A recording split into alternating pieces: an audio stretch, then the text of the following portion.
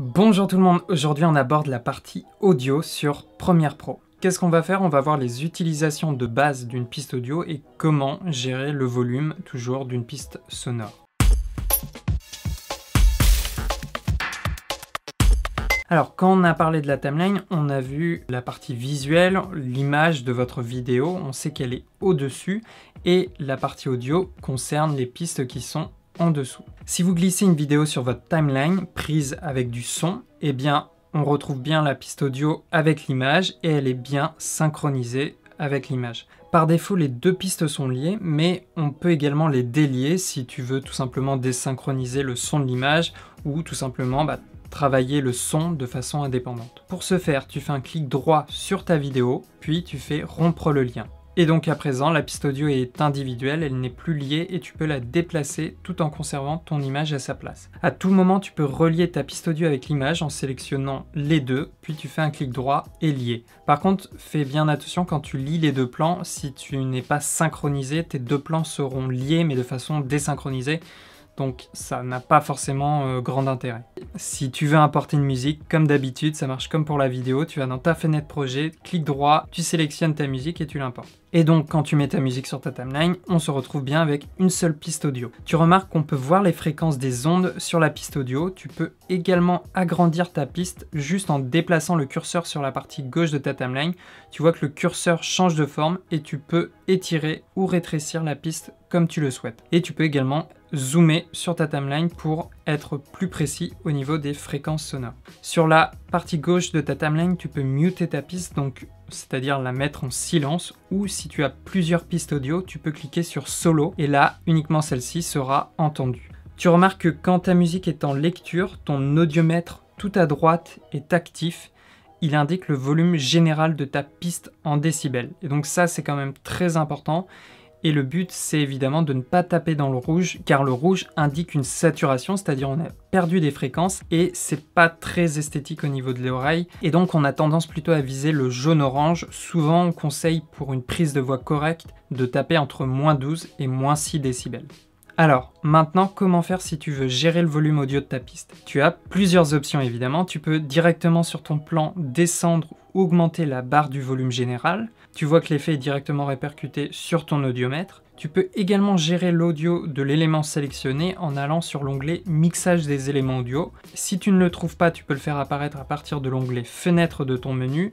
Le fonctionnement est très simple. On retrouve l'audiomètre avec un petit curseur que tu montes ou descends pour régler l'intensité sonore de cet élément. Maintenant, tu peux également gérer directement l'audio de toute une piste complète en allant dans l'onglet Fenêtre, puis Mixage des pistes audio. Et là, tu vas retrouver autant d'audiomètres que tu as de pistes audio et tu peux diminuer ou augmenter le niveau global, cette fois, de la lecture d'une piste audio. Et c'est quand même vachement pratique. Si tu sais que toutes tes prises audio sont d'un volume trop faible, et ben tu peux augmenter la lecture de ce volume audio directement avec le mixage des pistes audio sans avoir à copier-coller de façon individuelle l'effet de volume d'un plan à un autre. Il faut également faire attention à une chose quand tu as plusieurs pistes audio et que tu te références à ton audiomètre, surtout à l'audiomètre à droite de ta timeline, parce que celui-là va te donner le niveau global du son de toutes tes pistes. Soit tu mets sous silence les pistes audio qui t'intéressent pas pour avoir uniquement la référence de l'audiomètre sur la piste qui t'intéresse, soit tu utilises la fenêtre mixage des pistes audio et là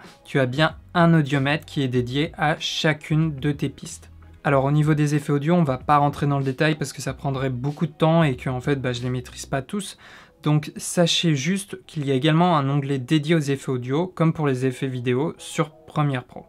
D'ailleurs, sur la fenêtre mixage des pistes audio, en haut à gauche, tu peux faire afficher les effets, et là tu vas pouvoir appliquer un effet audio directement à une piste sans avoir à l'appliquer de façon individuelle à chaque élément audio. Donc ça, c'est quand même bien intéressant quand tu veux enlever de la reverb, un bruit de fond et que tu veux l'appliquer à toutes les pistes dans ton montage. Tu peux le faire en 2-3 clics juste avec cette méthode. Alors maintenant, on finit sur un petit cas pratique pour bien vous orienter quand vous voulez nettoyer une piste. Déjà, comme je l'ai dit tout à l'heure, n'hésitez pas à agrandir la piste pour mieux voir la waveform et à bien zoomer sur celle-ci. Je vous ai enregistré une phrase typique de celle qu'on veut nettoyer. Je vous la fais écouter une fois. Aujourd'hui, j'ai mangé une pomme. Évidemment, j'ai un peu accentué les erreurs, mais c'est typiquement le genre de choses qu'on doit enlever pendant le mixage audio. Alors vous allez voir, c'est très simple, on utilise le cutter pour enlever le premier bruit de bouche, donc je le repère sur la timeline, je fais une coupe avant et une coupe après, puis je le supprime. Aujourd'hui, j'ai mangé une pomme. Voilà, déjà c'est un peu mieux. Ensuite, je vais enlever le silence qui est un peu trop long et je finis par enlever le E qui n'est pas très esthétique à l'oreille. Même chose, j'utilise l'outil cutter et pour m'assurer que tout ça est bien fluide, je peux justement ajouter une transition plutôt courte entre les sons. Ça fonctionne comme le fondu enchaîné avec l'image, selon la taille du fondu, tu vas plus ou moins superposer les sons et généralement on met des fondus très courts pour adoucir les cuts. Aujourd'hui, j'ai mangé une pomme. Voilà, donc on n'a pas vraiment parlé encore de mixage audio, mais j'espère qu'on a bien vu les bases pour gérer de façon assez schématique et basique son audio dans un montage. Dans la prochaine vidéo, un sujet très important que vous ne pouvez pas manquer, on va parler des images clés appelées communément les keyframes. Je vous dis à bientôt, ciao!